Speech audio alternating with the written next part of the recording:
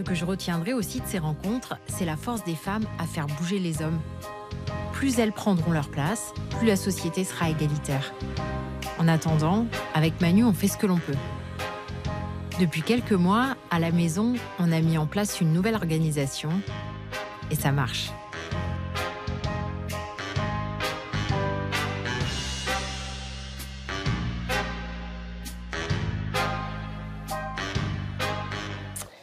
Alors, bonsoir à toutes et à tous. Être un homme en 2024, ça veut dire quoi? Pour répondre à cette vaste question, j'ai le plaisir de recevoir ce soir Bertrand Chevalier-Chantepie. Bonjour. Bonsoir, vous êtes écrivain, vous organisez les camps pour les hommes, on l'a vu dans le reportage, oui. Et notamment dans les relations père-fils. Vous pensez que la paternité et la masculinité sont fragilisées? C'est ça? Oui, je pense surtout que la paternité est fragilisée. Ouais. Et qu'il est temps de les redéfinir. À vos côtés, Olivia Gazalet, bonsoir. Vous êtes philosophe, essayiste, reconnue pour vos travaux sur les questions de genre, sur la masculinité, le pouvoir. Vous avez écrit notamment Le mythe de la virilité, un piège pour les deux sexes. Et vous militez pour une redéfinition des rôles qui libérerait à la fois les hommes et les femmes, ce qui nous arrangerait. À côté de vous, Mathieu Palin, bonsoir. Bonsoir. Vous êtes écrivain, journaliste, vous êtes auteur de Nos pères, nos frères, nos amis. Vous avez observé pendant 4 ans des hommes violents dont vous dites qu'ils se sentent perdus dans la société d'aujourd'hui. Vous allez nous expliquer ça parce que c'est quand même un concept. Bonsoir Aurélia Blanc, vous êtes autrice, vous avez écrit « Tu seras un homme féministe, mon fils ». Pour vous, il faut permettre aux garçons de vivre une masculinité apaisée, loin des injonctions viriles préconçues. À vos côtés, Baptiste Desmontiers. Bonsoir, vous êtes journaliste, bonsoir. Chroniqueur et vous avez fondé Cool Mag, un site internet qui est destiné aux pères et aux hommes. Vous mettez l'accent sur la paternité moderne et des défis auxquels les pères d'aujourd'hui sont confrontés. Et puis, last but not least, Michel Dayan, bonsoir. Bonsoir. Vous êtes avocate à Paris, vous êtes présidente d'une association de lutte contre la violence faite aux femmes, Lawyers for Women. Et vous êtes essayiste, vous avez écrit l'excellent, tous les livres sont excellents d'ailleurs, ils permettent la réflexion. Nous nous sommes tant aimés, qui raconte l'évolution de la société française et la modification des rôles des hommes et des femmes à travers les lunettes d'une avocate spécialiste en divorce. Et c'est assez savoureux et, comment dirais-je, très révélateur d'une société quand même en mutation. Michel, on va voir ça tout de suite. Alors, première question, pour vous 6 aujourd'hui, merci d'être sur ce plateau. D'abord, c'est quoi être un homme en 2024? Bertrand Chevalier. Chevalier en plus, ça, franchement. Chevalier Chantepie. C'est vous qui commencez. C'est quoi être un homme aujourd'hui en 2024? Je pense que il y a une question d'ordre qui n'a jamais évolué, c'est s'il y a une dimension biologique, être un homme. Et après, qu'est-ce que ça signifie? Qu'est-ce qu'on en fait dans la société? Et c'est là qu'il y a beaucoup de bouleversements. Une bonne part sont bienvenus. Et je pense qu'aujourd'hui, la difficulté, c'est que personne n'a vraiment la réponse. Et c'est pour ça qu'on est là et on va essayer d'y répondre. La difficulté, c'est d'arriver à trouver un équilibre entre ce qui a été et ce qui doit être? Non, entre 2 lignes de crête, que sont les 2 tentations de l'homme, soit de la lâcheté, soit de la domination. Et qui est conséquente d'un doute qu'il a sur lui-même, en fait. Olivia Gazalet. Vaste question. Oui. Bon, moi, j'aime bien commencer par faire une distinction entre les masculinités, qui sont aussi diverses que les féminités, c'est les façons d'habiter le sexe masculin, et puis la virilité, qui est un idéal normatif extrêmement prescriptif, un idéal de domination, voire de puissance, voire de toute puissance. Et aujourd'hui, cet idéal est mis à mal, et on a l'habitude de dire d'en imputer la responsabilité uniquement aux femmes, les hommes vont mal, oui, ils vont mal. Mais je crois qu'on se trompe de responsable quand on en impute la responsabilité aux femmes. C'est aussi un modèle qui se délite, c'est-à-dire que quand le modèle est toujours un modèle de puissance et de domination dans une société qui fabrique essentiellement de la fragilité et de la précarité, eh bien, les hommes ont beaucoup de mal à coller au modèle, d'où des comportements de réactivité hyper virilistes pour se prouver qu'on est quand même un homme. Voilà. Vous trouvez que la société fabrique de la vulnérabilité, de la fragilité? Regardez autour de vous.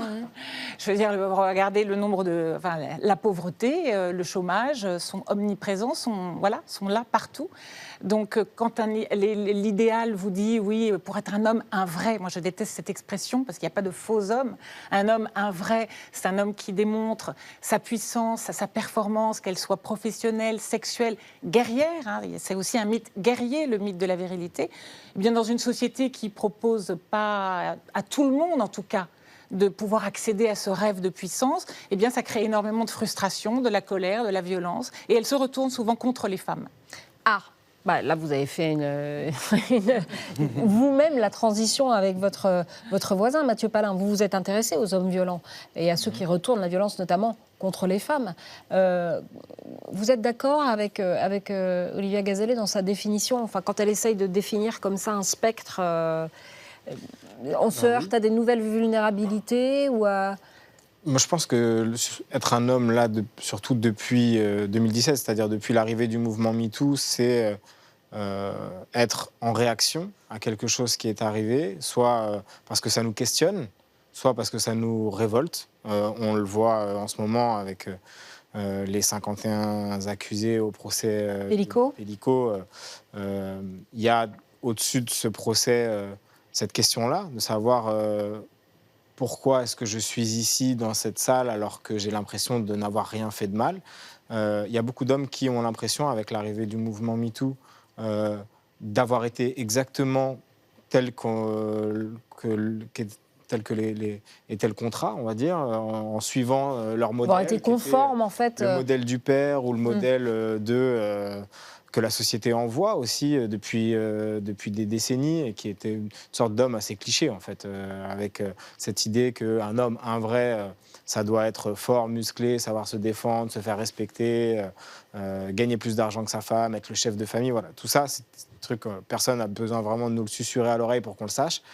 Et depuis 2017, je trouve que, ce qui est très sain, il y a un questionnement de ce modèle-là qui, mine de rien, même s'il y a des mouvements de résistance très forts, nous oblige tous à nous interroger quand même sur ce que c'est qu'en effet être un homme et si on devrait continuer comme ça de répéter à l'infini ce modèle qui, c'est ma conviction, crée quand même aussi beaucoup de frustration et de malheur chez les hommes eux-mêmes. C'est d'ailleurs ce que vous avez rencontré, vous.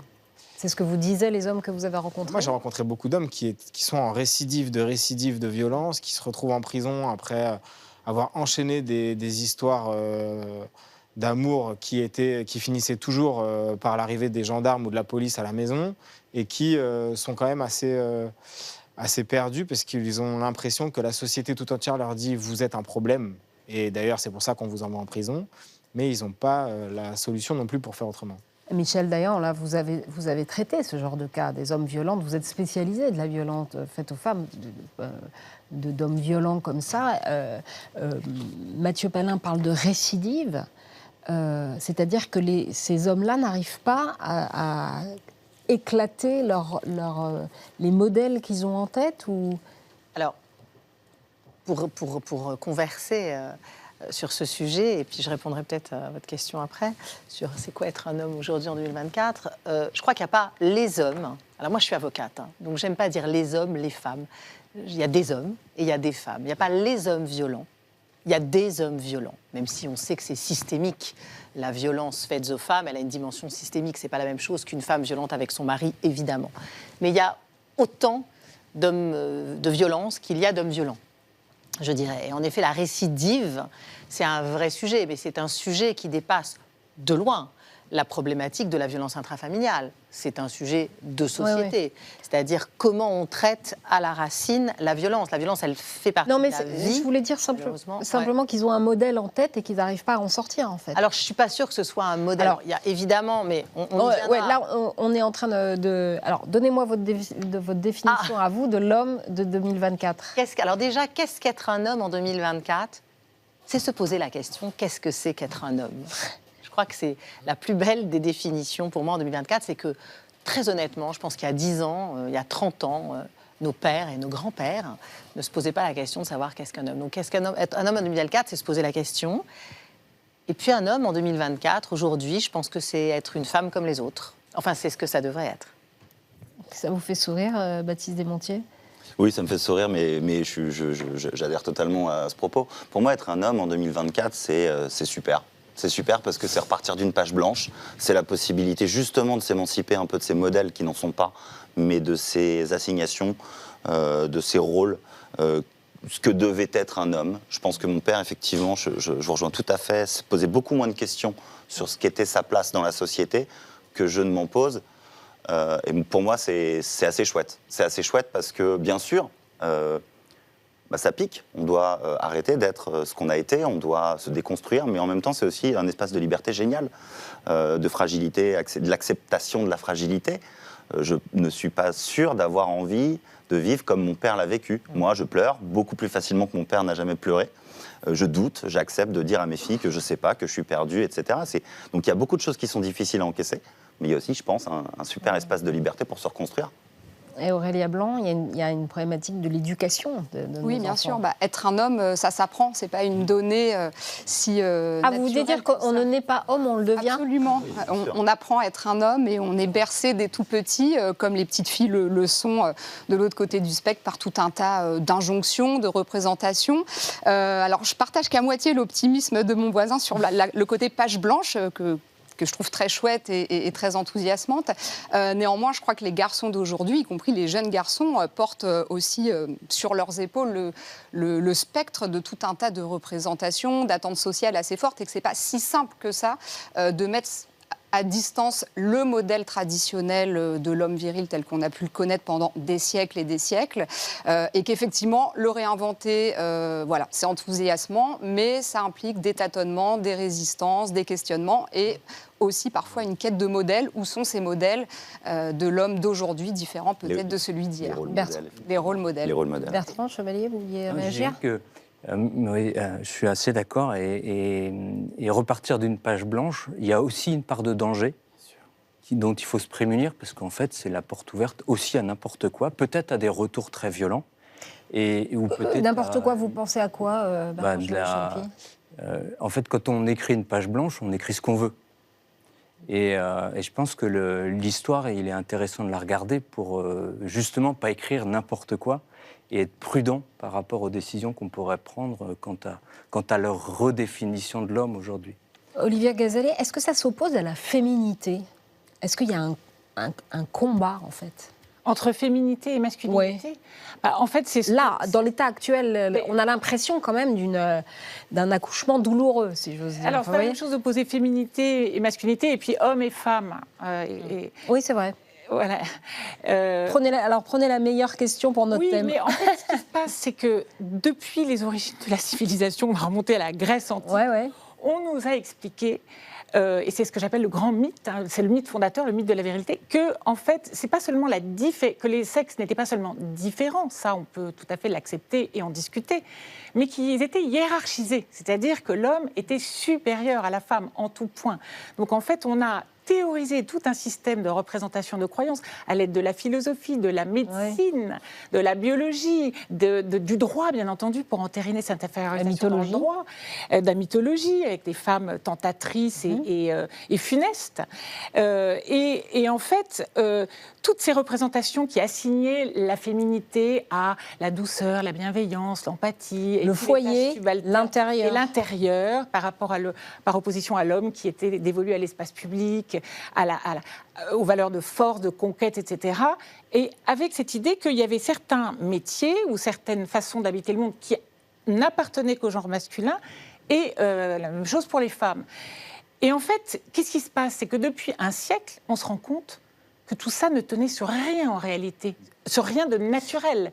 C'est-à-dire que les femmes font d'excellentes avocates, d'excellents médecins, d'excellentes astronautes, d'excellentes scientifiques.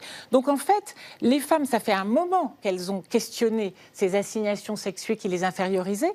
Les hommes ont mis beaucoup plus de temps, comme vous le disiez, c'est à peine depuis même pas 10 ans. Alors que nous, on a commencé il y a 2 siècles. Vous diriez 2 siècles, ça c'est juste un petit point histoire, c'est intéressant. C'est 2 siècles où c'est la Grande Guerre, c'est-à-dire 1914, le suicide de l'Europe et les femmes qui tout d'un coup viennent dans les usines, viennent comment dirais-je, pallier l'absence des hommes. Est-ce que ça fait pas un siècle Le désir de s'émanciper par l'éducation était déjà plus ancien. Hein. Et si on peut même remonter jusqu'au Salon des Précieuses, qui sont les premières à avoir dit, mais nous aussi, on a le droit de... Voilà, donc en fait, et puis Olympe la de première Gouges, revendication, c'était le droit à l'éducation. Le vote découlait de ça, parce qu'on ne peut pas voter si on n'est pas éduqué, enfin... Et pourtant, il arrive en France après la Deuxième Guerre mondiale. Oui, absolument, mais on a mis un temps fou à accepter tout ça. Mais en fait, là où les hommes, je conçois qu'ils puissent être un peu déroutés aujourd'hui, parce qu'en fait, tout ce système de valeurs qui leur a signé une place spécifique dans le monde s'est écroulé. Mais il s'est écroulé pas seulement à cause des conquêtes féministes. C'est ce que je dis, c'est que c'est tout un système on est dans une sorte de crise de civilisation, si vous voulez. Donc le mythe du guerrier, il s'est démonétisé. Vous parliez de la guerre, il s'est démonétisé avec les tranchées. On a changé complètement d'idéal. C'est plus le guerrier qui s'avance fermement sur le champ de bataille. C'est un soldat qui crève de trouille et de froid dans les tranchées. Ça a été très bien montré par des historiens. Donc en fait, tout le modèle se déconstruit de lui-même, sans même que... Je dirais que le féminisme, c'est le détonateur et MeToo, c'est un accélérateur de changement. Mais le changement, il s'est initié de manière bien plus ancienne. Sourde aussi. Pas forcément sourde. Par exemple, il y avait... En fait, les grands archétypes, c'est le guerrier, le travailleur héroïque, donc la propagande du XIXe siècle, Taylorisme, etc. Ça s'est effondré aussi. Avec le fait que les métiers du muscle sont des métiers de relégation aujourd'hui. Donc c'est très compliqué pour un homme de continuer, un homme, comme on dit, du peuple, un homme qui fait des travaux physiques. Autrefois, il était valorisé, aujourd'hui, il ne l'est plus.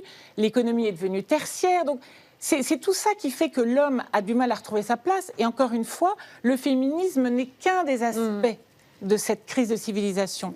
Est-ce que les hommes sont complètement paumés? Qui répond à cette question? Baptiste Desmontiers? Je ne sais pas, je me garderais bien de parler au nom de tous les hommes. En tout cas, je suis tout à fait d'accord avec vous sur l'absence de valeur. C'est-à-dire, effectivement, il y a une espèce de... On est dans un no man's land, il faut se réinventer, il y a tout un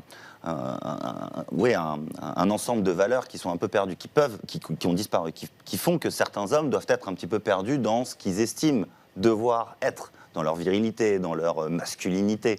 Je pense qu'effectivement, il y a plein d'hommes qui se sont construits en se disant « je dois être fort, je dois ne pas pleurer, je dois être celui qui ramène l'argent à la maison ». Et si ce n'est pas le cas, ils sont peut-être un peu paumés.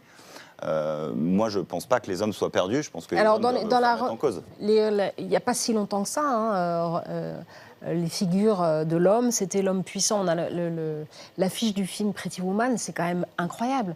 Un succès mondial.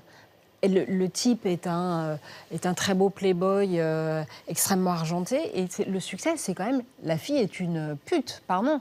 Mais c'est quand même... et il n'est pas si vieux, ce film, Michel, d'ailleurs. Et il se marie. Oui, enfin ça, c'est... Donc l'homme ici, on ne sait pas, Michel. Ça, c'est votre côté un peu fleur bleue. Il vient la chercher oui, c'est vrai, sur un cheval blanc. Donc, en fait, c'est ça qui est intéressant, en tout cas qui intéresse l'avocate en divorce, parce que la première cause du divorce, c'est quand même le mariage. Et donc, il vient la chercher. Elle est dans le ruisseau. Elle n'est rien. Et grâce au mariage, elle devient quelqu'un. Ça qui est vachement intéressant dans ce film Pretty Woman, qu'on a quand même tout adoré. Enfin, moi, je l'ai adoré, franchement, et je l'aime toujours. Hein. Tous et toutes adoré, ouais. Alors, dans cette révolution, qui est parfois inconfortable, on l'aura bien compris, Aurélia Blanc, qu'est-ce qu'on fait des petits garçons? Je crois qu'on essaye de les accompagner dans ce monde. Il me semble que...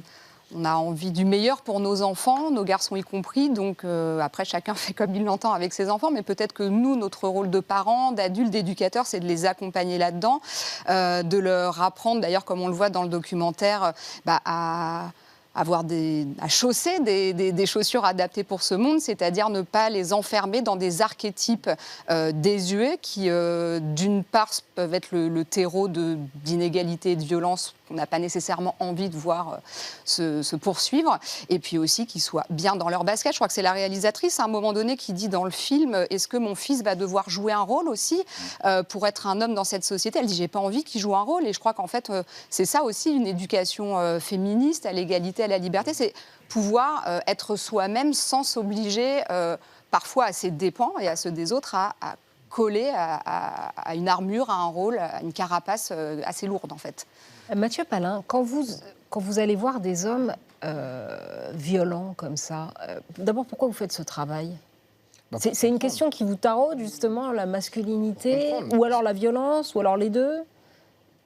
En fait, moi, je vais prendre la question à l'envers. Je suis assez effaré de voir qu'on est si peu à se sentir concerné par un sujet qui, par essence, si c'est une histoire d'égalité entre les hommes et les femmes, concerne 100% des habitants de ce pays. Et j'irai plus loin. Moi, j'ai pris un peu ça comme un vertige en 2018, quand j'ai vu que ce mouvement MeToo n'était pas juste un sujet de plus qui allait être chassé par la polémique d'après, mais qui était un sujet de fond qui restait malgré les soubresauts de l'actualité. Et moi, en tant que journaliste, je me suis interrogé de savoir pourquoi, alors que ça faisait 10 ans que j'étais journaliste, j'avais jamais écrit une ligne sur ce qu'on fait communément appeler les violences faites aux femmes. Rien sur les viols, rien sur les violences conjugales, rien sur le harcèlement sexuel, rien sur l'inceste, rien sur... Et j'ai bien été obligé de me dire que c'est parce que justement, je ne m'étais pas senti concerné jusqu'à ce moment-là. Donc j'ai commencé à travailler sur le sujet et j'ai voulu rencontrer ces hommes qui, dans mon esprit de quelqu'un qui n'y connaît rien, étaient forcément des hommes qui ne me ressemblaient pas.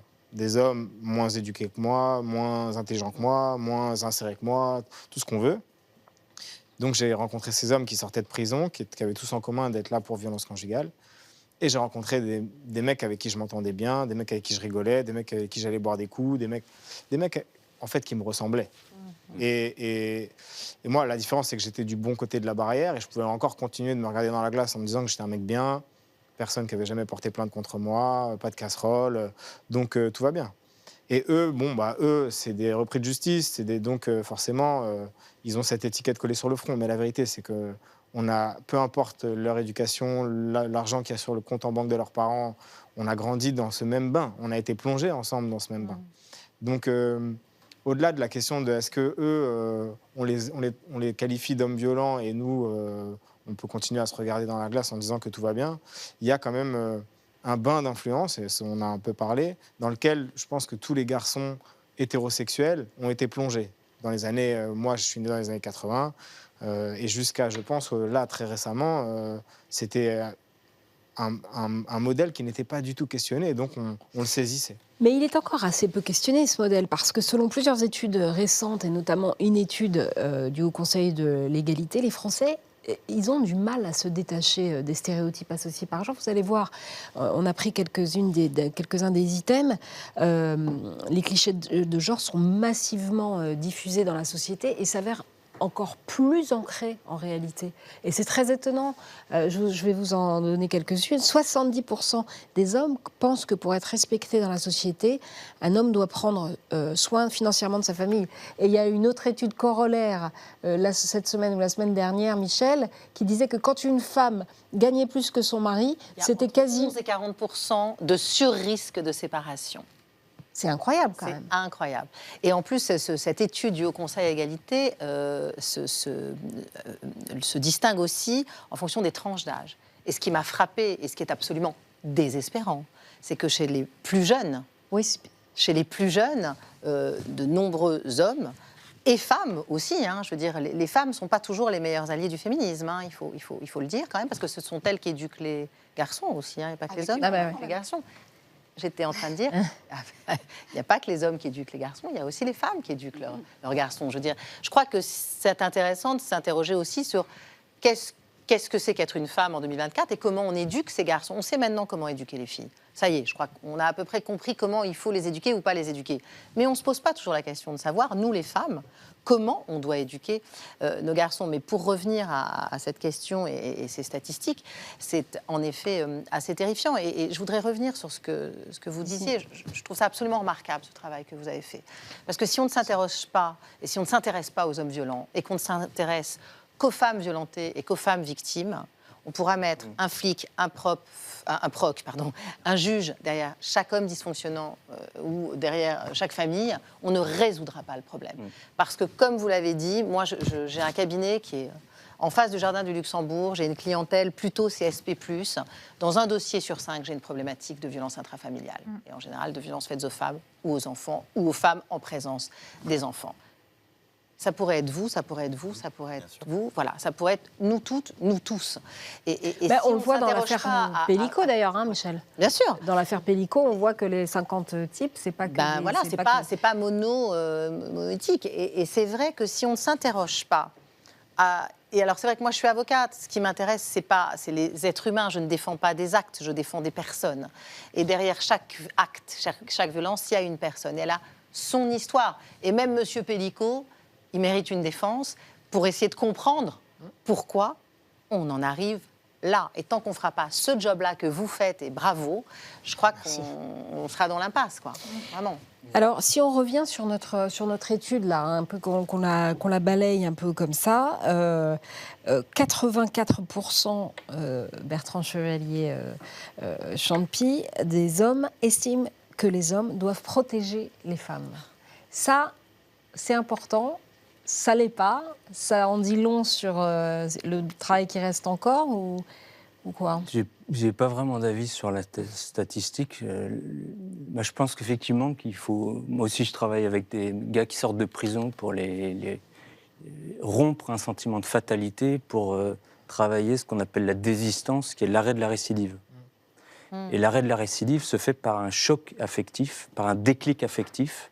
Et moi, je questionne le lien familial. Il s'avère que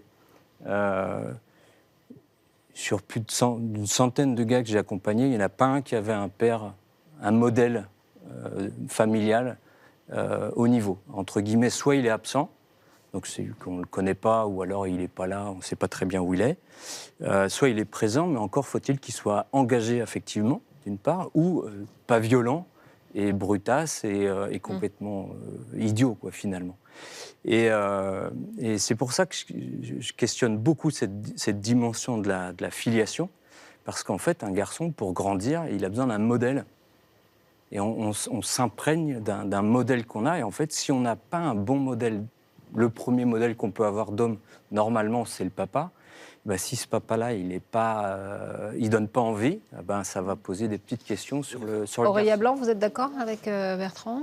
Oui, alors il y a quand même, je pense, un certain nombre d'enfants qui, et ça date pas d'aujourd'hui, grandissent dans des familles sans père. Je rejoins par contre en partie ce que dit Bertrand sur la question du modèle. C'est-à-dire qu'on a beau dire à nos enfants, à nos garçons, il faut pas faire ci, il faut pas taper, il faut pas être violent, dominateur. Mais si à la maison ou dans l'entourage proche, en fait, le modèle de masculinité qui est à la fois autorisé, incarné, ici par un père, il est défaillant. S'il n'y a pas de relation affective, peut-être que ce qui a changé aussi ces dernières décennies, c'est quand même l'investissement, il me semble, affectif et émotionnel des pères. Et ça, c'est quand même aussi une vraie évolution de société.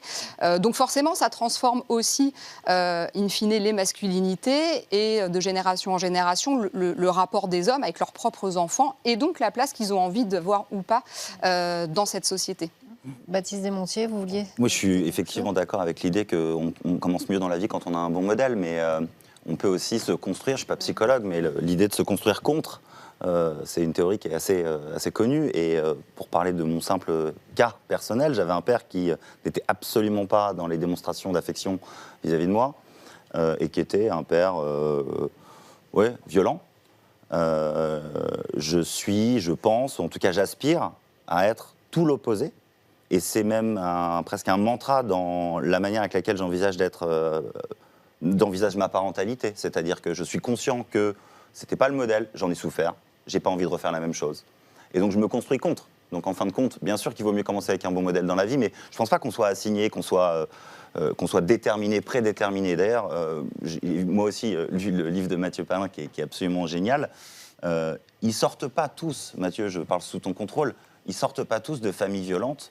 Tous les les hommes violents que Mathieu a rencontrés dans son livre ne sont pas issus de familles violentes. Donc en fait, cette violence qui est endémique à la société, c'est pas une fatalité, quoi. Et donc les mauvais pères ne font pas, les mauvais enfants ne font pas de mauvais pères forcément. Et inversement,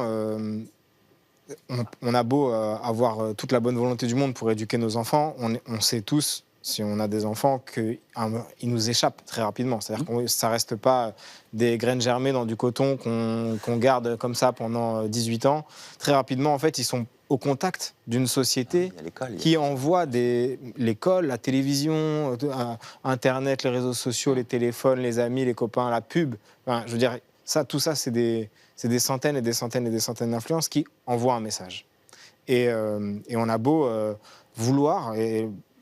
Mon dernier livre, c'était justement l'histoire d'une mère qui voit que son fils lui échappe et qui se prend son fils de 15 ans un peu dans le visage en se disant mais comment est-ce qu'on en est arrivé là.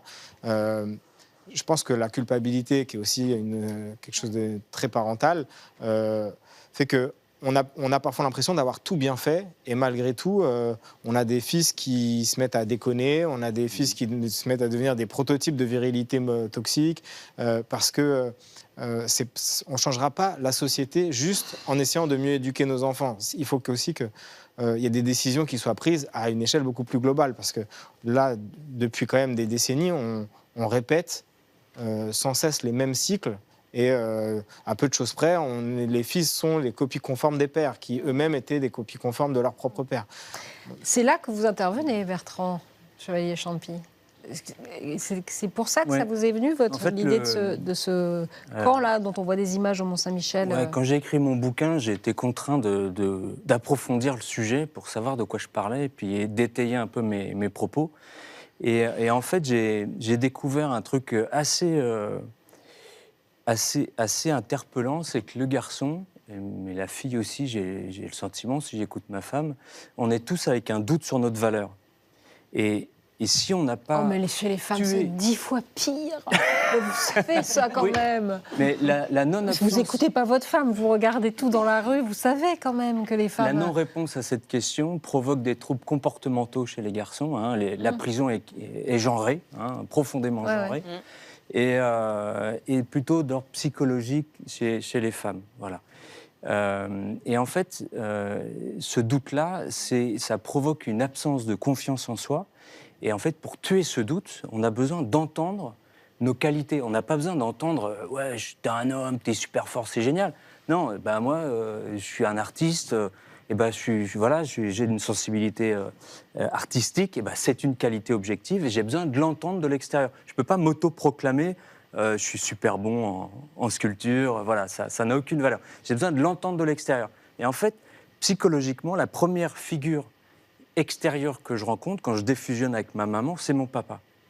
Et c'est lui qui doit J'aime bien cette idée que le père, c'est une passerelle vers le monde pour équiper son enfant de la confiance en lui. Et en fait, un gamin qui a confiance en lui, il va pas avoir la tentation de dominer, parce qu'un dominant, c'est quelqu'un qui n'a pas confiance en lui, qui veut en faire des caisses, parce qu'il a peur qu'on le touche, en fait. Ou alors, il ne sera pas lâche non plus, parce qu'il aura une saine confiance en lui, et quand tu auras besoin d'être là, il sera là. Vous voyez ? Et donc, moi, je me positionne sur un plan où, en fait, il s'agit d'aider les hommes à être au niveau. Alors, père-fils, c'est aussi tout seul. Les critiquer à longueur de journée, ça ne les aide pas beaucoup, quoi. Vous voyez ? Et je pense qu'il faut trouver des solutions pour aider les hommes. Alors, je suis un peu triste d'une chose, c'est que les seuls gars qui viennent dans nos activités sont des gars qui ont une forme de réalisme. On n'a pas les dominants, on n'a pas les tordus, on n'a pas tout cela. Et c'est pour ça que moi je pense que c'est un sujet il faut en faire un sujet systémique, que tout le monde y passe dans ce genre d'activité pour être formé sur ce que c'est que les défis de la vie d'un homme et les impasses, les propositions, c'est quoi les désirs qu'il y a dans le cœur d'un homme. En fait, on ne se comprend pas, on ne se connaît pas parce qu'on n'a pas accès à notre cœur. En fait, vous avez eu cette idée de monter... Alors, des camps, c'est quand même un peu bizarre comme vocabulaire. C'est vrai.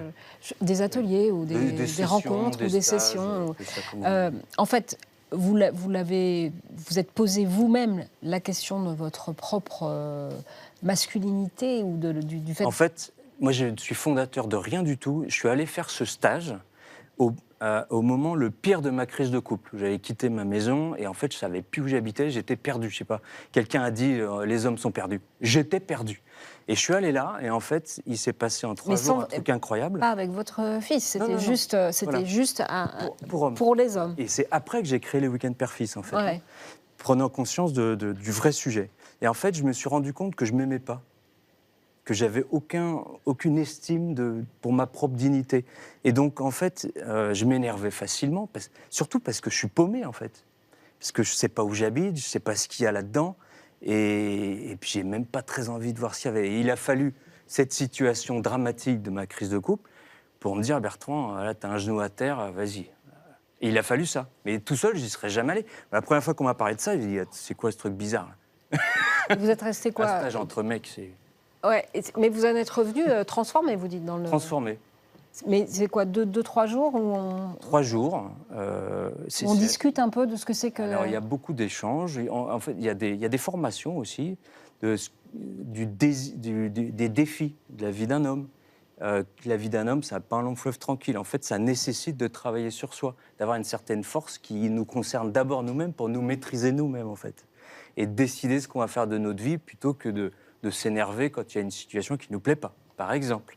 Donc il y avait il y avait des mises en situation ou alors juste des retours d'expérience, des partages? C'est une tripartite avec des activités physiques, corporelles, des topos, donc de l'enseignement, des temps de réflexion personnelle, tout seul, et puis des temps de partage. Et puis des apéros aussi, parce que sinon, c'est pas drôle. Et puis quelques bières. Il faut quand même que ce soit sympa. Et barbecue. Et en fait, ce qui est très étonnant, c'est que le moment où ça bascule, ça commence le jeudi soir, le vendredi matin, on parle de la blessure. Et là, on voit plein de gars qui, pour la première fois de leur vie, la partagent. Ou partagent une de leurs blessures. Et ils se rendent compte, ah mais dis donc, je suis pas tout seul.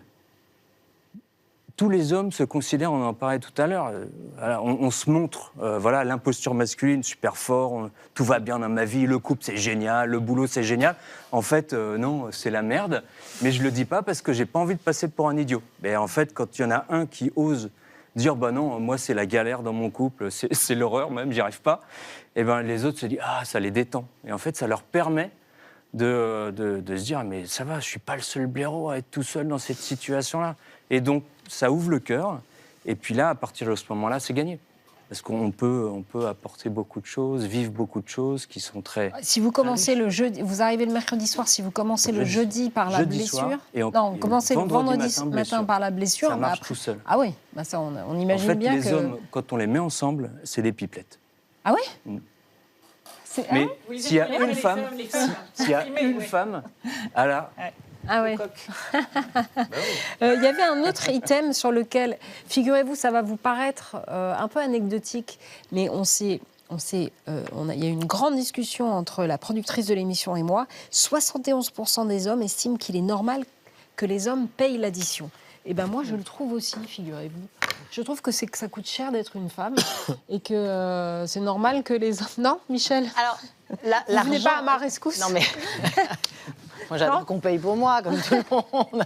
Mais non, il y a un vrai sujet sur le couple et l'argent, et donc les rapports entre les hommes et les femmes et l'argent. Et j'en parle beaucoup dans mon livre, d'ailleurs. C'est important là-dessus. Vous dites? Le livre de Titiou Lecoq. Oui, alors... Le couple et l'argent. Et le mien aussi. D'ailleurs, et je parle de la théorie des pots de yaourt de Titiou Lecoq, que moi j'appelle les kilos de tomates. Mais non, mais je la cite, Titiou Lecoq, dans mon livre. Il y a un vrai sujet sur le couple et l'argent, parce que ça suit l'évolution d'une société. Il faut quand même rappeler les choses. C'est qu'avant 65, une femme, elle ne pouvait pas ouvrir un compte en banque sans l'autorisation de son conjoint. C'est pas rien. L'argent, c'est le pouvoir. Et on est passé de 65 à ces 10 dernières années de l'inégalité des droits à l'égalité des droits. Mais aujourd'hui, le grand enjeu, c'est l'égalité des pouvoir. Et cette histoire de payer ou pas l'addition, c'est vrai, et on l'a vu, vous avez rappelé cette statistique où quand une femme a plus de revenus que l'homme, et donc si elle paie l'addition, il y a un surrisque, ou surchance d'ailleurs, c'est pas toujours un risque, une séparation, c'est parfois une très bonne nouvelle, mais en tout cas, il y a plus de risques de séparation. Et il y a encore, et moi je le vois dans mon cabinet, il y a de plus en plus de femmes, en tout cas en France, qui ont plus de revenus que les hommes. Plus de patrimoine, plus de revenus, des professions plus successful, avec des hommes, sans être jusqu'à des hommes au foyer, comme on a vu dans le reportage, en tout cas des hommes qui, avec des revenus bien inférieurs. Eh bien, ces femmes-là, en général, quand vous leur dites, dans le cabinet, il va falloir que vous payiez peut-être une prestation compensatoire à votre conjoint, Alors déjà les hommes, quand vous leur dites qu'il faut payer une prestation compensatoire, c'est Oui. mais je comprends pas. Alors les femmes, c'est en plus de tout le reste, parce qu'en général, elles ont des revenus supérieurs, elles ont fait leur carrière, mais très souvent, elles ont aussi eu la charge mentale du foyer. Donc c'est un peu compliqué de leur dire la double peine, pour répondre un peu à votre question. Et à l'inverse, vous avez des hommes qui vraiment se sont occupés du foyer et qui ont vraiment, il y en a de plus en plus, Dieu merci, qui favorisent la carrière de leurs épouses. Et donc il y a, j'allais dire une inversion, mais parce que c'est dans mon ancien modèle, mais en tout cas il y a une répartition des tâches différente. Oui, un rééquilibrage. Et ces hommes-là, moi je leur dis dans mon cabinet, vous avez le droit à une prestation compensatoire pour toutes ces années etc. Ils vous disent, j'en veux pas, parce que c'est pas viril de demander de l'argent à sa femme. Donc c'est pas viril que la femme paie l'addition. Et je pense que les premières victimes, ou en tout cas les victimes à égalité du patriarcat, ce sont les hommes, en réalité. Et ils ont tout à gagner. Et rester par amour et non pas par dépendance économique, c'est quand même une chance. Alors, il y en a qui n'ont pas exactement la même opinion que vous, Michel. C'est ce qu'on appelle les mascus. Pour eux, le patriarcat, c'est quand même une chance. Hein. C'est l'occasion d'asseoir son pouvoir. On va y revenir tout de suite avec vous, Olivia. Derrière ce terme de mascu, on trouve des activistes qui estiment que la société défavorise les hommes au profit des femmes, et que c'est nouveau et que c'est horrible. On appelle ça aussi des incels, c'est-à-dire, j'ai appris plein de trucs. C'est des célibataires involontaires qui imputent leur solitude affective au féminisme, en fait.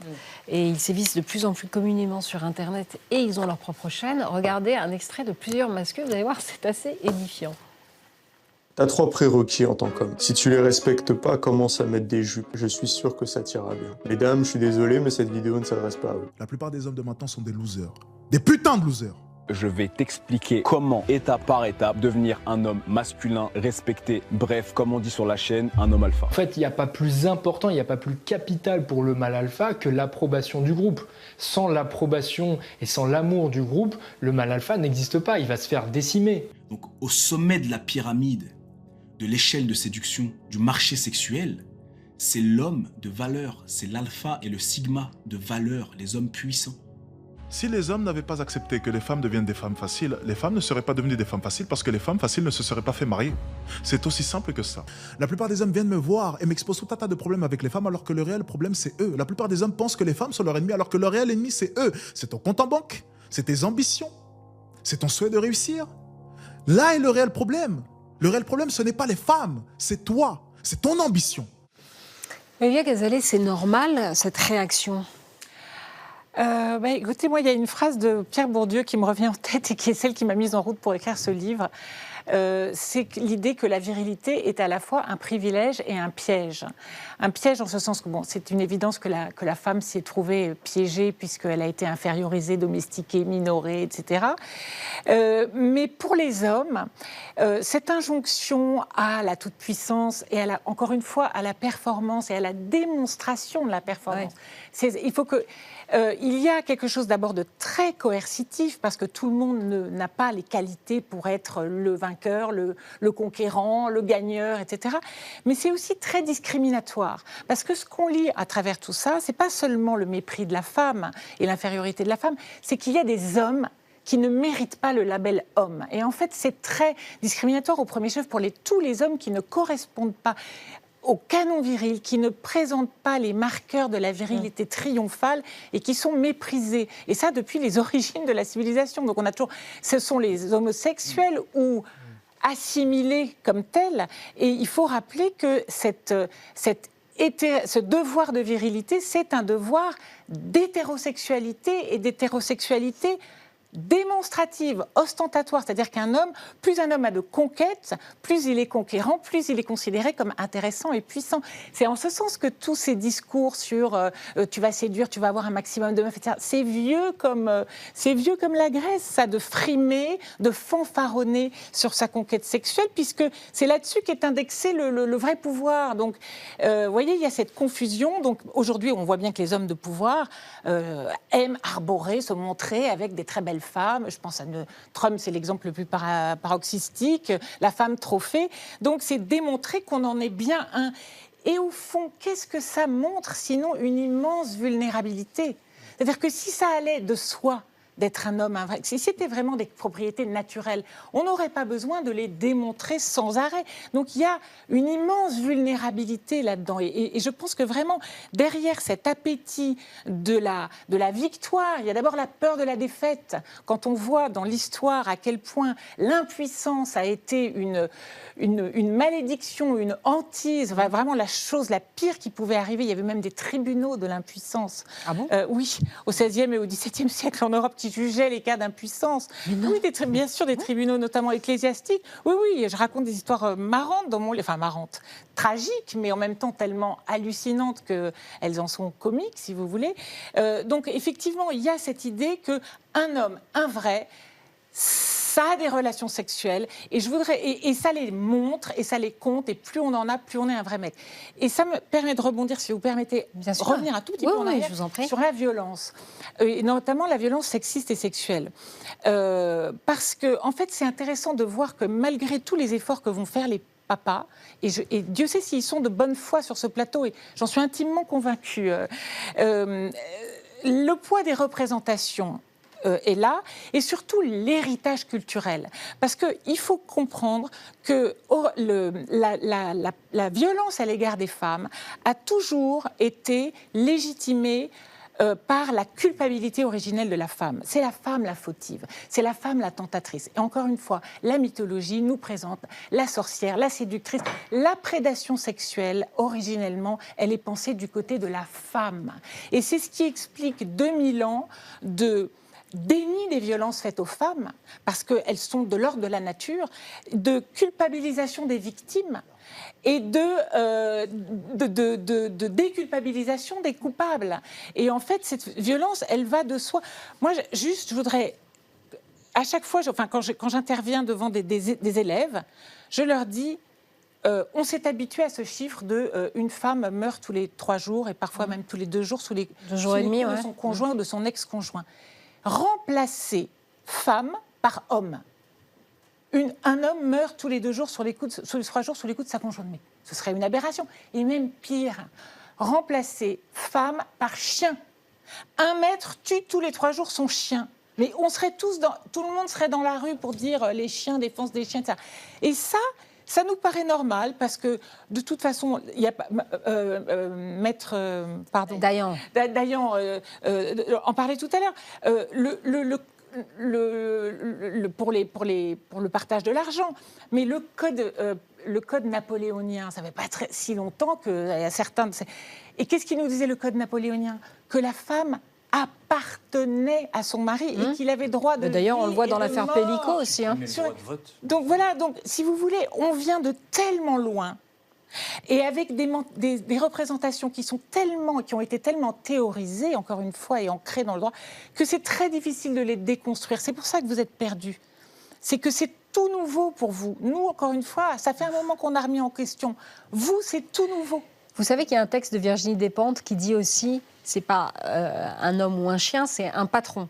Un patron, elle serait tuée tous les 2 jours et demi ou 3 jours. Je vais vous dire qu'on aurait tout de suite trouvé la solution. On en entend d'opinion, plus exactement. On entendrait parler. Alors, Michel, pour rebondir sur ce qui vient d'être dit, on en entend quand même parler. Je veux dire, il faut quand même se dire que c'est beaucoup mieux qu'avant. Enfin, moi, c'est longtemps que je suis avocate, déjà depuis 2017, puis 2018, le Grenelle sur les violences conjugales, l'infraction sur les violences sexuelles et sexistes. On parle de féminicide, on les compte, donc on va aussi dans la rue régulièrement. Donc je pense que c'est important. Il n'y a que 2%, c'est pas à l'avocate que je vais dire qu'il n'y a que moins de 2% des agressions sexuelles qui finissent par une condamnation pénale. On parlait des violences intrafamiliales, des violences faites aux femmes.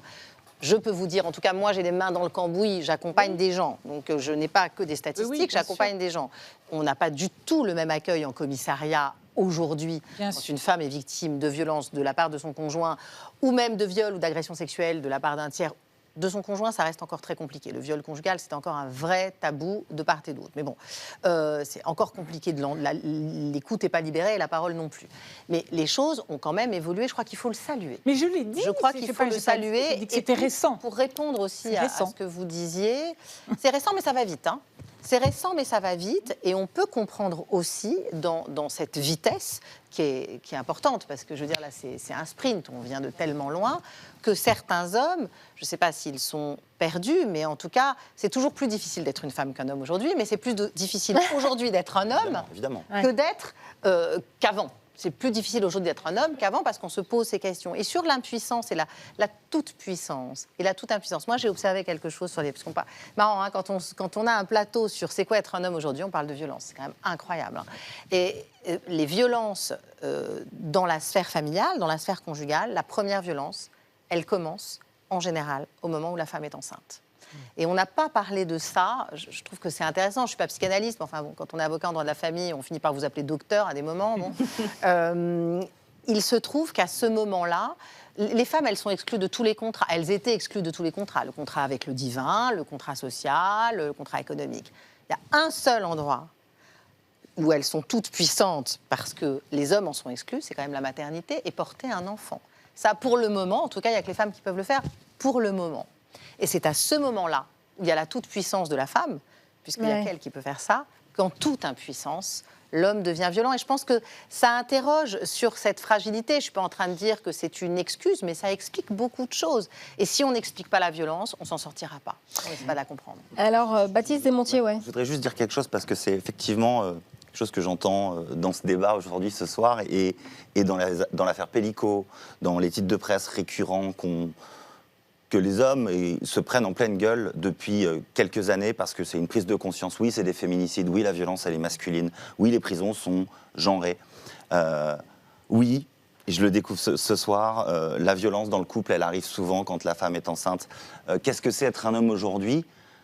J'aurais peut-être pas dit ça il y a peut-être 6 mois en arrière. C'est déjà avoir un peu honte d'être un homme. Parce qu'en fait... Ah, mais vous êtes non, moi je le dis sincèrement. Ah bon ? J'ai honte, en fait... d'être catégorisé, d'être associé à cette violence endémique, systémique. J'ai honte d'être associé aux chiffres, 99,9% des viols sont commis par des hommes sur des femmes. Moi, oui, ça me fait mal, en fait, de me dire, en fait, je suis un homme, comme tous ces auteurs de faits, comme tous ces hommes violents dans les familles. Est-ce que je suis pareil ? Je suis un homme, point barre. Donc moi, en fait, je suis un homme. Tous les matins, je me réveille, je suis un homme. Tous les matins, j'écoute la radio. J'entends que des hommes ont commis des agressions. J'entends que des hommes ont commis des meurtres. J'entends que les violences sont les faits des hommes. Donc je pense que je ne suis pas du tout en train de dire « Ah, les pauvres hommes ». Je suis en train de dire être un homme aujourd'hui, c'est prendre conscience qu'il faut avoir un peu honte de ce qu'on porte, de ce qu'on est, nous. Parce qu'en fait, la réalité, c'est qu'on est forcément un peu co-responsable. On a tous, un jour, été en soirée et pas dit à un de nos potes et arrête d'abuser. On a tous, peut-être, un jour, pas arrêté un autre mec dans la rue. Donc, en fait, on est des hommes aujourd'hui, et être un homme aujourd'hui, c'est porter un peu un fardeau qui est lourd, mais voilà, il faut l'assumer. Et oui, le côté avoir un peu honte, moi, honnêtement, sincèrement, je vous le dis, il y a eu une tribune qui a été signée il y a quelques jours, quelques semaines dans Libération. J'ai eu la chance de pouvoir la signer, je l'ai signée. Depuis l'affaire Pellico, je ne suis pas fier. Je ne suis pas fier. Je ne suis pas tous ces hommes, ok, mais je ne suis pas fier, honnêtement, de me rendre compte que c'est toujours, dans les histoires les plus dégueulasses, alors non. C'est toujours des mecs. Il faut venir dans les tribunaux quand alors même. Il faut aller dans les cours d'assises, dans les tribunaux et dans les cabinets d'avocats. La violence, elle peut être aussi l'histoire des femmes. Il y a des femmes violentes, Michel, non. Enfin, je ne suis pas en train de dire que... Il y a des femmes violentes, il y a des femmes perverses. C'est l'être humain quand même. C'est pas systémique. C'est pas systémique. C'est pas systémique, mais ça a beaucoup à voir avec le pouvoir. Le jour où les femmes auront peut-être beaucoup plus de pouvoir. J'interroge les deux hommes là. Vous n'avez pas honte d'être des hommes et de faire partie de cette... Moi, c'est pas un appel à la honte, ça me met en colère de voir autant d'abus, etc. Et ça me met en colère qu'en fait, tout le monde gesticule et critique, mais ne fasse rien finalement pour les hommes. Parce que ces gens-là, en fait, il faut les aider à être différents, en fait. Alors voilà, Parce justement. Que si on critique et qu'on ne fait rien, en fait, comment on redéfinit, on va conclure ce débat, comment on redéfinit la place de l'homme, qu'est-ce qu'on fait? On va à vos stages. Absolument. et on est en train de travailler à des journées père-fille aussi. pour que les hommes soient là aussi pour leurs filles. Et une qui bonne leur idée, ça. révèlent quelles sont Ouais. leurs qualités, leurs talents, demandent pardon. Enfin voilà, il y a des sujets de fond. Parce que l'enjeu, c'est d'apprendre à aimer finalement. Ça. On n'a pas, enfin si, ce mot a été cité une fois, l'amour dans le débat. Et en fait, c'est tout l'enjeu de notre vie, c'est d'apprendre à aimer. Et plutôt que de nous tirer les uns, enfin que tout le monde se mette sur la gueule, qu'on apprenne à s'aimer les uns sur les autres, les uns les autres. Mais sur les autres aussi. aussi. Et moi, pour moi, l'homme trouve sa vraie plénitude dans le don, dans le fait qu'il se donne, en fait. Sinon, en fait, on a raté notre vie, quoi. Alors, Olivia Gazalet. Moi, j'adore. Voilà, je pourrais Bertrand, écouter ça pendant des Chevalier, heures. Champy. Parce que pour moi, la vérité, c'est que l'humanité est diverse. Donc, il y a des hommes violents, il y a des hommes non violents. En fait, ce qu'il faudrait, c'est que les hommes arrivent à se réapproprier librement le fait d'être un homme. S'ils ont envie de faire de la couture et de la broderie, il faudrait que la société ne stigmatise pas ce choix. De la même manière qu'elle ne stigmatise plus du tout le fait que les femmes soient astronautes. Vous voyez, donc c'est encore ce rééquilibrage qu'il faut faire. Mais honnêtement, la conclusion, il aurait fallu s'arrêter sur ce qu'a dit mon voisin. L'amour, en fait, tout simplement. Alors, on a deux rêveurs, deux poètes. Ah non. Mathieu Palin, est-ce que vous allez nous ramener sur le plancher des vaches ou est-ce que vous allez nous donner des idées concrètes ? Peut-être. En fait, cette situation, c'est une situation quand même d'inégalité. S'il y a de la violence, parce qu'il y a de la domination, et la domination, elle est masculine. Donc, on est perturbé, paumé, on peut dire ce qu'on veut. Le fait est que la différence, elle est encore très importante. Et l'homme reste ultra dominateur à peu près dans tous les secteurs, que ce soit économique, social, culturel, politique. On regarde qui dirige. Aujourd'hui, ce sont très rarement les femmes. Donc, pour moi, l'homme sera peut-être un petit peu mieux dans ses baskets aussi quand on sera dans une réelle société égalitaire. Et là, on n'est plus juste sur des injonctions à éduquer mieux nos enfants, mais à prendre conscience collectivement, à l'échelle de la société, c'est-à-dire aussi politiquement, mettre en place des mesures et mettre de l'argent dessus, parce que sinon on recrée exactement les mêmes différences, que ce soit économique ou que ce soit même juste socio-culturel, avec des petits garçons qui vont continuer à penser qu'être un homme, c'est dominer les petites filles qui sont dans leur classe, ou dominer leurs petites sœurs, ou dominer leurs copines, parce qu'on ne se met pas en couple à 19 ou 25 ou 30 ans, on se met en couple à 11-12 ans, quand on rentre au collège. Et on voit déjà, quand on passe un peu de temps dans un collège ou des classes de 6e, 5e, ce qui m'arrive de temps en temps, que ces mécanismes de domination et donc de violence, ils sont là dès le début. Ils existent dès la cour d'école. En CP, vous allez à l'école, les garçons occupent... J'ai 2 filles, je peux vous le dire, je les amène à l'école. Les gars, ils jouent au foot au milieu, et les filles, elles sont sur le côté, et ils occupent... En fait, en soi, c'est pas grave, mais je pense que ça commence très tôt. Ça commence très tôt. En fait, très tôt, hop, on prend de la place. Moi, je parle fort. Très tôt, on écarte les bras. De la nature, en fait. De la nature je crois pas. non organisée. La nature, c'est foncièrement dominant, la nature. Vous allez faire un safari, les animaux, ils bouffent, c'est le plus fort qui gagne. Ouais, mais là, la nature, c'est comme ça. Et en fait, justement, c'est pour ça qu'il faut aider à changer ça, mais il faut proposer des choses concrètes, parce que on peut parler, dire qu'il faut une société égalitaire, on est tous d'accord. C'est sûr qu'il faut une volonté politique qui est encore et qui n'est pas, qui est très défaillante, qui est beaucoup de verbes et peu d'actions. Voilà.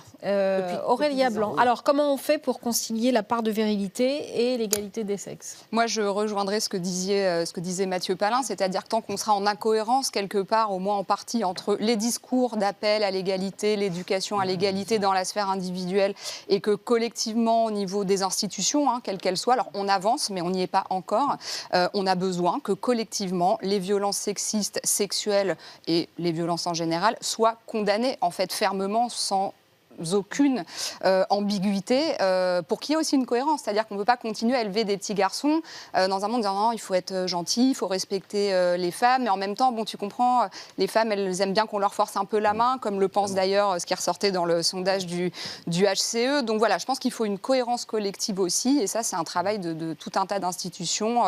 Ça fait 20 ans qu'on a une loi, plus de 20 ans, sur les séances d'éducation à l'égalité, à la vie affective et sexuelle. On ne les a toujours pas. 3 ans 3 séances par an, qui sont aussi des endroits où nous, on n'apprend pas du tout à nos enfants des choses insensées sur la sexualité, mais plutôt à déconstruire des stéréotypes, à avoir un espace d'éducation à l'égalité dans l'intimité. Ce n'est pas fait. Ça fait plus de 20 ans. Bref, il faut une volonté politique et un peu d'argent. Et et les parents qui enseignent, comme le dit Samuel dans le reportage, ce jeune père qui dit en fait le consentement. Moi, j'ai la chance d'avoir une mère qui m'a bassiné avec ça quand j'étais petit.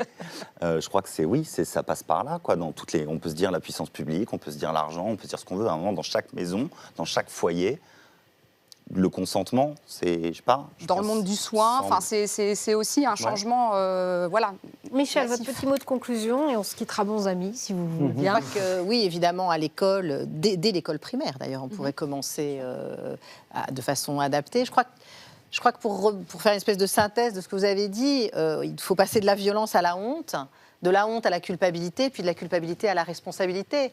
Et à l'homme camusien, je crois que c'est Camus qui disait « un homme, ça s'empêche ». Mais un homme, ça réfléchit aussi et ça crée du lien. Voilà. Eh ben merci. Merci beaucoup à tous les 6. Merci Bertrand Chevalier-Champy, merci Olivia Gazalet, merci Mathieu Palin, merci Aurélia Blanc, merci Baptiste Desmontiers, merci Michel Dayan. Je ne remontre pas tous vos livres, mais ils seront sur le site de la chaîne et puis derrière moi dans les écrans. On se retrouve bientôt sur Téva pour un nouveau débat.